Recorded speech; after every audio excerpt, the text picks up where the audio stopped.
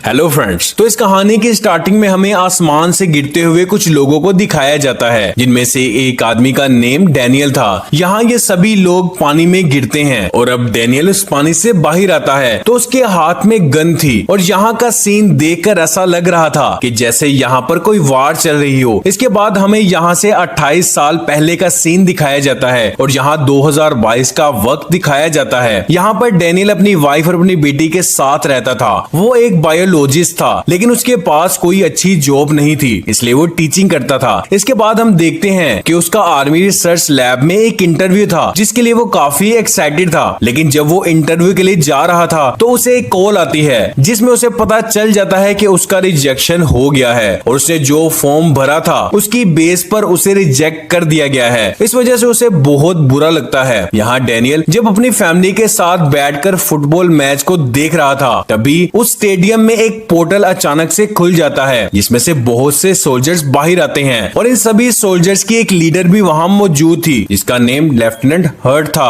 और यहाँ वो सबको बताती है कि 2048 में हमारी इस दुनिया में व्हाइट स्पाइक्स नेम के एलियंस ने हमला कर दिया है। उन्हें सबसे पहले रशिया में देखा गया था, लेकिन उन्होंने सिर्फ 3 साल यानी कि 2051 तक इस दुनिया के सारे इंसानों का नामो निशान मिटा दिया है। और यहाँ वो उन सबसे मदद मांगती है और वो उन्हें कहती है कि हमें तुम्हारी मदद चाहिए और हम चाहते हैं कि आप सभी हमारे साथ 2051 में चलें ताकि हम उन एलियंस को मार सकें। इस तरफ दुनिया के सभी सोल्जर्स इनकी तरफ अपनी आर्मी को भेजने के लिए तैयार थे और यहाँ से दूसरी दुनिया में जितने भी सोल्जर्स गए थे वो सभी सिर्फ 7 दिनों के लिए ही जाएंगे और 7 दिनों के बाद वो वापिस आ जाएंगे और उसके बाद दूसरे सोल्जर्स को भेजा जाएगा। लेकिन 7 दिन के अंदर ही वहाँ के एलियंस वहाँ भेजे गए 70% से ज्यादा लोगों को मार देते हैं। इसके बाद हमें डैनियल को दोबारा दिखाया जाता है, जिसको रिसर्च सेंटर में दोबारा से बुलाया गया था। उसे बताया जाता है कि उसे भी 2051 में बैटल फील्ड में भेजा जाएगा और उसके हाथ पर एक बैंड यानी कि एक डिवाइस बांध दिया जाता है और वो उसे बताते हैं कि इस बैंड के जरिए हम तुम्हें ट्रैक कर पाएंगे और तुम्हें वापस ले आएंगे। यहाँ डैनियल दूसरे वर्ल्ड में नहीं जाना चाहता था, लेकिन उसके पास इसके अलावा कोई चॉइस नहीं थी। यहाँ डैनियल अपने घर वापस आता है और यहाँ डैनियल अपनी वाइफ को अपने हाथ पर लगे हुए उस बैंड यानी कि उस डिवाइस को दिखाता है। इसे देखकर उसकी वाइफ ये समझ जाती है कि उसे भी वार में भेजा जा रहा है और वो ये भी जानती थी कि वहाँ से वापस आना बहुत मुश्किल है, इसलिए वो उसे जाने से मना करती है। अब डैनियल उसे बताता है कि जो बैंड मेरे हाथ पर लगा हुआ है उसकी मदद से वो मुझे कभी भी किसी भी वक्त टेलीपोर्ट कर सकते हैं। जिसके बाद उसकी वाइफ उसे बताती है कि हमें इस डिवाइस को निकालने के लिए तुम्हारे फादर की हेल्प लेनी चाहिए, अब सिर्फ वही हमारी मदद कर सकते हैं। यहाँ हमें इस बात का पता चलता है कि वो अपने फादर को बिल्कुल भी पसंद नहीं करता था, क्योंकि जब वो छोटा था तो उसके फादर उसे और उसकी मोम को तनहा छोड़कर चले गए थे। लेकिन अपनी वाइफ के बार बार इंसिस्ट करने के बाद वो अपने फादर से मिलने के लिए जाता है, जिनसे मिलने के बाद वो उन्हें उस गैजेट के बारे में बताता है। लेकिन यहाँ डैनियल के फादर उसे बताते हैं कि मैं इस गैजेट को तुम्हारे हाथ से निकाल सकता हूँ। लेकिन उसी वक्त इन दोनों के बीच में एक बहस छिड़ जाती है, जिसकी वजह से डैनियल वहाँ से गुस्से में बिना डिवाइस को निकलवाए ही चला जाता है। इसके बाद वो अपनी वाइफ के पास आता है और उसे बताता है कि उसे फ्यूचर में जाकर वार को लड़ना ही होगा, इसके अलावा इसके पास और कोई चॉइस नहीं है। अब वो अपनी बेटी और वाइफ से मिलता है और उन्हें अलविदा कहकर रिसर्च सेंटर में आ जाता है। यहाँ पर उसकी तरह के बहुत से लोग आए थे जिनको फ्यूचर में उस वार में भेजा जाना था। यहाँ पर उन सबको आर्मी सोल्जर्स उन क्रिएचर्स और वार के बारे में बता रहे थे कि तभी उनमें से एक लड़की उनसे पूछती है कि अगर हमारे पास टाइम ट्रैवल करने की टेक्नोलॉजी है तो क्यों ना हम सीधा 1948 में जाएं, जहां से ये सभी एलियंस इस दुनिया में आए थे और उन्हें हमारी दुनिया में कदम रखने से पहले ही खत्म कर दिया जाए।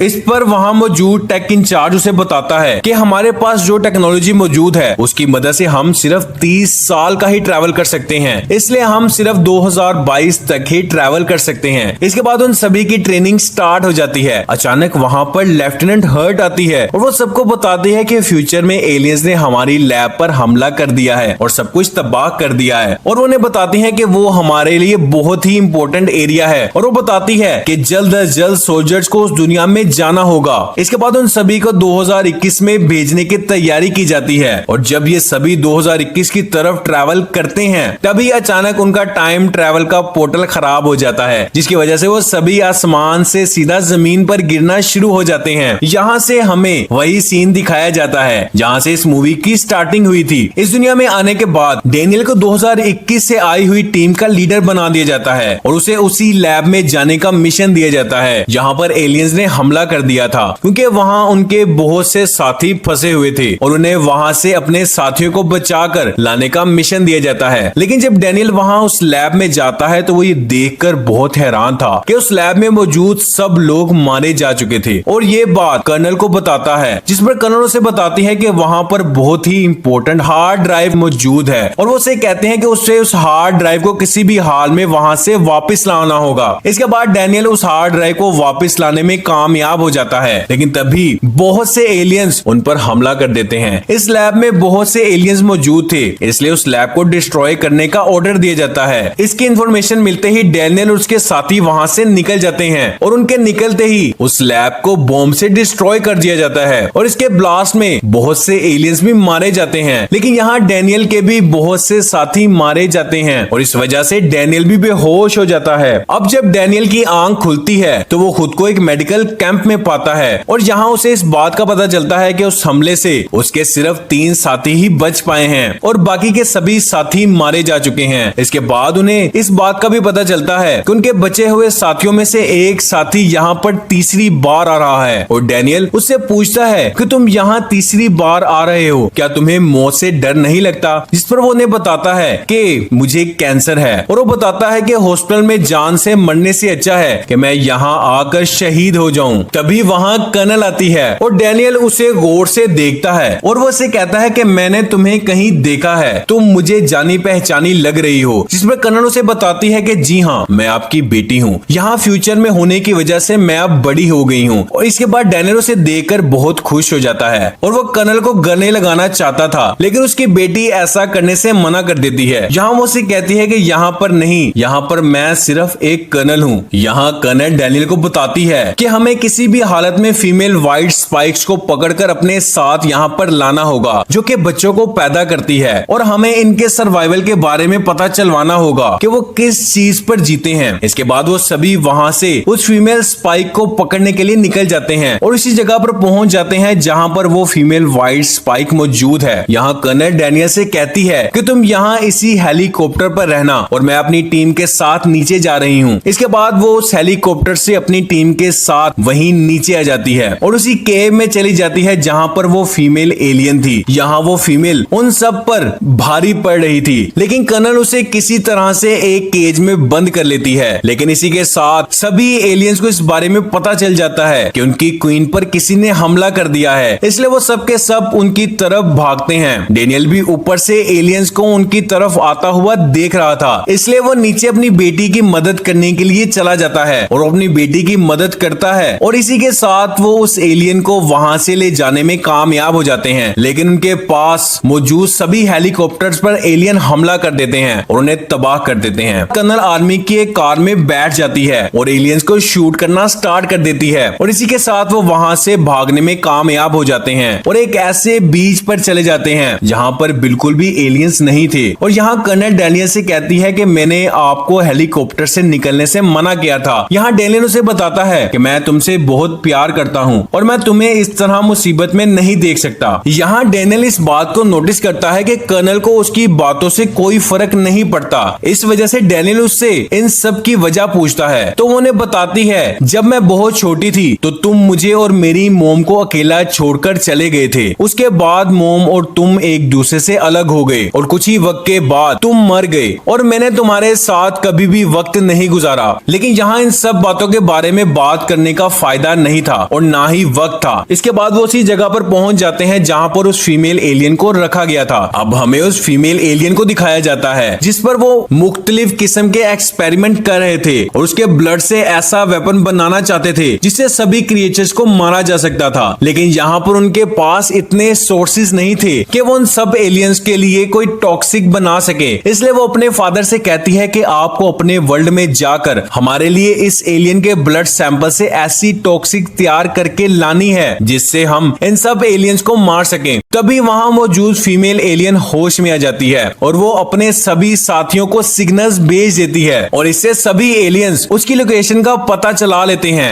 इस वजह से सभी एलियंस उसकी तरफ आना शुरू हो जाते हैं और वो इस आर्मी बेस पर हमला कर देते हैं और उनके इस अटैक से कर्नल भी काफी जख्मी हो जाती है। इसके बाद डैनियल अपनी बेटी से कहता है कि मैं यहाँ से वापस तुम्हें अकेला छोड़कर नहीं जाऊंगा। इसके साथ ही वो अपने फादर से उसके बिहेवियर पर माफी मांगती है और उन्हें वापस अपनी दुनिया में जाने के लिए कहती है और वो उन्हें कहती है कि उन्हें उनके लिए एक ऐसी टॉक्सिक बनानी होगी जिससे इन सब एलियंस को मारा जा सकता है। इसके बाद ही वहाँ पर एक एलियन आ जाती है और कर्नल को अपने साथ ले जाती है। यहाँ डेनियल अपनी बेटी को बचाने के लिए उसके पीछे कूदता है, लेकिन उसी वक्त डेनियल का टाइम खत्म हो जाता है और वो अपने वर्ल्ड में आ जाता है। यानी कि अब वो 2022 में आ गया था और यहाँ आने के बाद वो बहुत दुखी होता है क्योंकि वो अपनी बेटी को उस क्रिएचर से बचा नहीं पाया था और उसके पास उन क्रिएचर्स को मारने का सैंपल था जिस पर वो एक ऐसा टॉक्सिक बना सकता था जिससे उन क्रिएचर्स को मारा जा सकता था और वो सैंपल को लेफ्टिनेंट को दे देता है और वो इससे बहुत सी टॉक्सिक बनाने का कहता है और उसे वापस भेजने के लिए कहता है, जिस पर लेफ्टिनेंट उसे बताती है कि तुम चाह कर भी वापस नहीं जा सकते क्योंकि टाइम पोर्टल पूरी तरह से एलियंस ने तबाह कर दिया है। ये सुनकर उसे बहुत झटका लगता है। इसके बाद वो अपने घर जाता है जहाँ पर उसकी बेटी उसका इंतजार कर रही थी। वो अपनी बेटी को गले लगाता है और उसे प्यार करता है और अपनी वाइफ को बताता है कि फ्यूचर में हमारी बेटी एक बहुत अच्छी कर्नल बनेगी और उसी ने ऐसी टॉक्सिक बनाई है जिससे एलियंस को मारा जा सकता है और मैं उसी का बनाया हुआ टॉक्सिक इस दुनिया में लेकर आया हूँ। इसके बाद डैनियल अपने एक दोस्त से मिलता है जो कि अपने साथ 2051 में मौजूद एक एलियन का नाखून लेकर आया था। यहाँ वो उस नाखून को एक लैब में लेकर जाता है और यहाँ उन्हें इस बात का पता चलता है कि वो एलियंस को किसी लावा से बनाया गया है। इसका मतलब है कि उनका ओरिजिन एक लावा से हुआ है। यहाँ हम डैनियल के एक स्टूडेंट को देखते हैं जिसके पास लावा के बारे में बहुत सी इंफॉर्मेशन मौजूद थी और वो सभी उससे मिलने के लिए जाते हैं और वो उन्हें बताता है कि 1984 एडी में इस दुनिया में एक जगह पर बहुत बड़ा लावा निकला था और इस लावा की राख हर तरफ फैल गई थी। इसके बाद वो जगह जहाँ से लावा निकला था वो जगह बर्फ से ढक गई थी और इसी की वजह से उस बर्फ के नीचे रहने वाले सभी जानवर उसी बर्फ के नीचे दब गए थे और ये भी हो सकता है कि वो सभी इस वजह से उस बर्फ के नीचे दब गए हैं और आने वाले वक्त में जब सारी दुनिया में ग्लोबल वार्मिंग हो तो वो दोबारा से जिंदा हो जाएं और जमीन के ऊपर आ जाएं और फिर से इंसानों के ऊपर हमला कर दें। यहाँ डैनियल को इस बात की समझ आ जाती है कि यहाँ जो कुछ भी चल रहा है और जो कुछ भी ये बच्चा कह रहा है वो बिल्कुल सच है और वो इन सब बातों को उस सेक्रेटरी को बताता है, लेकिन वो उसकी बातों को ज्यादा सीरियस नहीं लेता और उसकी बातों को इग्नोर कर देता है। यहाँ डैनियल उन सभी एलियंस को खत्म करना चाहता था क्योंकि अगर उसने ऐसा ना किया तो वो फ्यूचर में उसकी बेटी की जान ले सकते हैं और उन क्रिएचर्स के मरने से फ्यूचर बिल्कुल बदल जाएगा। इसके बाद वो अपने फादर के पास जाता है क्योंकि उनके पास हेलीकॉप्टर था और वही थे जो कि उसकी मदद कर सकते थे और डैनियल ने सब बातों के बारे में बताता है और उन्हें बताता है कि अगर उन्होंने इसका साथ ना दिया तो वो क्रिएचर्स फ्यूचर में उनकी ग्रैंड डॉटर मतलब कि डैनियल की बेटी को मार डालेंगे। यहाँ डैनियल के फादर अपनी ग्रैंड डॉटर को बचाने के लिए उन क्रिएचर्स को मारने पर एग्री हो जाते हैं। इस तरफ लेफ्टिनेंट हर्ट ने उस मेडिसिन से जिसे कि डैनियल फ्यूचर से लाया था उससे क्रिएचर्स को मारने की बहुत सी टॉक्सिक तैयार कर ली थी। इसके बाद वो सभी उसी जगह पर जाते हैं जहाँ पर बहुत वक्त पहले लावा फटा था और यहाँ पहुंचकर वो एक बहुत बड़ा ब्लास्ट करते हैं और यहाँ सब के सब वहाँ से नीचे आ जाते हैं और उनकी नजर एक एलियन शिप पर पड़ती है जो कि क्रैश होकर वहाँ गिर गया था और यहाँ मौजूद सभी एलियंस मारे गए थे और यहाँ डैनियल और उसके साथी देखते हैं कि वो अपने साथ बहुत से वेपन्स लेकर आए थे और इन वेपन्स को वाइट स्पाइक कहा जाता था जिन्होंने 2051 में पूरी दुनिया को तबाह कर दिया था और उनकी नजर बहुत से वाइट स्पाइक्स पर पड़ती है जो कि खुद को जिंदा रखने के लिए गहरी नींद में सोए हुए थे। इसके साथ ही डैनियल और उसके साथी उस टॉक्सिक को यूज करते हैं और वहां मौजूद बहुत से वाइट स्पाइक्स को मार देते हैं, लेकिन उनकी हलचल की वजह से वहां मौजूद फीमेल वाइट स्पाइक जाग जाती है और ये वाइट स्पाइक वही है जिसने 2051 में डैनियल की बेटी को मार दिया था और यहाँ भी वो जागते ही डैनियल और उसके साथियों पर हमला कर देती है। यहाँ डैनियल का साथी उन सबको ऊपर जाने का कहता है और वो कहता है कि तुम सब ऊपर जाओ, मैं यहाँ बहुत बड़ा बॉम्ब ब्लास्ट करके